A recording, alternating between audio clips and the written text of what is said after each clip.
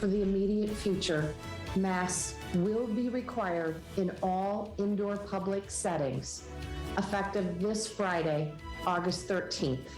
Hope you didn't throw out your mask because we have new mandates coming from the governor's office. It's the latest attempt to stop the spread of the virus statewide. Plus, Oak Ridge on edge this morning as residents prepare for the fact they may need to leave their homes due to approaching fires. We're breaking down the very latest on the Middle Fork complex and where evacuees can go to for help. And Oregonians bracing themselves for round 2 of extreme heat here in the state. How you can beat those high temperatures and stay safe for the rest of this work week. Live in Western Oregon, this is NBC 16 Today. Those triple digits are here, and they plan to stick around for the next couple of days, which means you may want to stay indoors with a fan or even an AC unit if you have one. I know I'll be doing that. Good morning, and thanks for joining us for NBC 16 Today. I'm Dane Wormlinger. We'll get to all of those top stories shortly, but first, we're going to check in with Genevieve Melzer in the Weather Center. And of course, Genevieve, those temps are here. Again, like you mentioned, they don't seem to be going anywhere for a few days. That's right, Dane. You know, we are tracking those triple-digit heat return to our neck of the woods and most of Western Oregon. And as we take a live look outside this morning, we're seeing a lot of that smoke and haze this morning, and it is impacting air quality. Temperatures outside in the high 60s, 67 here in Eugene. Yesterday, we didn't break any records, but we got up into triple-digit territory in Corvallis, Eugene, and in Roseburg. Today, we're tracking to see very similar conditions. And due to those elevated temperatures, we do have this excessive heat warning in effect, and this is in effect till Saturday.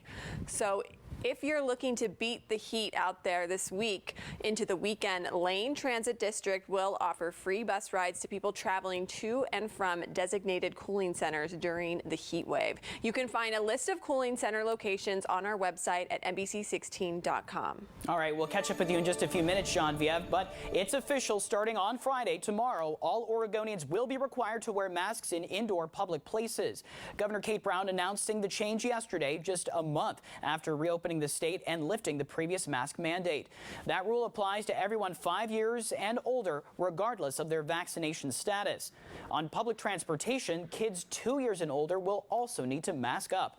That new mandate coming as Oregon hospitals seeing the highest number of coronavirus patients since the beginning of the pandemic. The head of the Oregon Health Authority saying this could have dire consequences even if you don't get infected. None of us expect we'll want an ICU bed today, but we all expect them to be there if their kids, or other family members need one. Patrick Allen says without safety measures, the state could face a shortage of hundreds of hospital beds by next month. And now even hospitals in Washington are also sounding the alarm. Now is the time to get vaccinated to keep our businesses and communities open and prevent more severe illnesses and deaths. Lane County's public health officer now pleading with people to get the COVID-19 vaccine if they haven't already, as cases surge across Oregon. Dr. Patrick Ludke says that vaccinations are the way that we can end this pandemic. He says with this current surge in cases, we're likely to see more deaths in the next couple of weeks. That surge also straining local hospitals. More than 60 people are hospitalized with the virus right now in just Lane County. Ludke says hospitals all across the state still have plans in place in case they do reach their capacity limits. But taking more staff to treat a COVID surge does have its consequences. When you pull nursing staff and other staff to support a whole new ward for COVID, they are not available for car accidents and heart attacks and strokes and other elective procedures. That is a real problem. And even though there are plans to share the pandemic burden, Ludke says hospitals across the state are feeling the strain right now. Public Health says 85% of all hospitalized patients in Lane County are not vaccinated. Cases continue to surge throughout Lane County with the fastest case rates since the start of the pandemic. Health officials say transmission is happening throughout child care facilities and a wide range of settings and activities. They're also seeing cases connected to larger events like the Lane County Fair and the Oregon Jamboree. Public Health says the Delta variant is spreading quickly. I think it's safe to say that Delta is quickly becoming the dominant strain of COVID cases in Lane County. And based on what we've seen in other areas, we have no reason to believe that it won't take hold completely and really represent the majority of our overall cases. Right now, we're told the fastest growing age group getting COVID-19 is the 5 to 18 group. However, people between the ages of 20 and 40 are still the most impacted by the virus as of right now. Today, we do expect to hear from top firefighting officials about the ongoing fire season here in Oregon. This comes as the Bootleg fire, which has been the largest in the state, approaches 100% containment. But other fires, like the Middle Fork Complex, continue to burn and draw resources from across the state. You can learn more on NBC 16 News tonight at 5. Oak Ridge residents have been told to be ready to leave their homes potentially as the Middle Fork Complex fires continue their growth. As of right now, that complex has grown over 6,000 acres. It's still just 2% contained. And with this continuing growth, we may see new evacuation notices. And if any new evacuations are upgraded to a level 3 go now order, residents will need to leave immediately. That's why the Red Cross has now opened up an evacuation shelter located at Pleasant Hill High School. Initially, we were planning the gym because we were expecting the possibility of 100 client evacuees. With this 3-day heat wave of temperatures over 100 degrees, the gymnasium is not going to work out because of the no air conditioning situation. So we found a room behind the gymnasium that is air conditioned, and that's where we're at right now. Another concern for the shelter amid the ongoing pandemic is social distancing, meaning that room can only sleep about 20 people. But the shelter manager tells us that they won't turn anyone away and they'll open another shelter if need be. Again, that shelter is at Pleasant Hill High School. You can show up anytime if you need help. And if you are in need of assistance when it comes to pets, Green Hill will temporarily shelter domestic animals for people located in a level 2 or level 3 evac zone.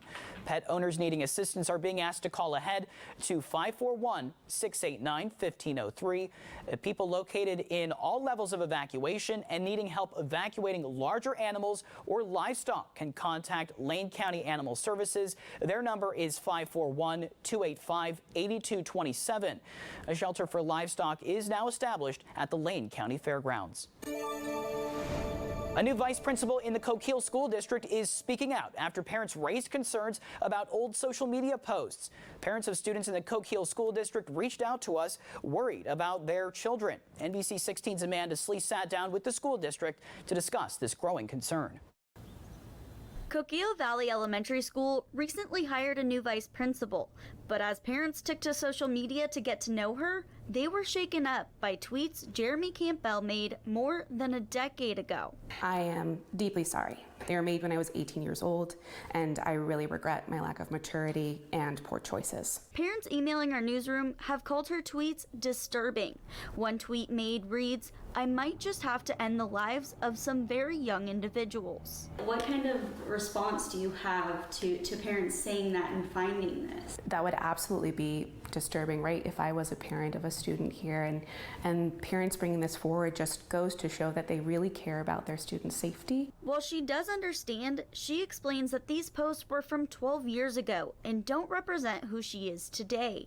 The superintendent of the district says they appreciate people bringing the concern to them, and they did do an investigation. We've talked to people across the state of, what's the best course of action. And the general feeling is we've hired a fine person who was a goofy teenager. In light of this lesson learned, they will have Miss Campbell teach about social media at the start of the school year. She gets to be the face du jour about, hey, this really does follow you for the rest of your life.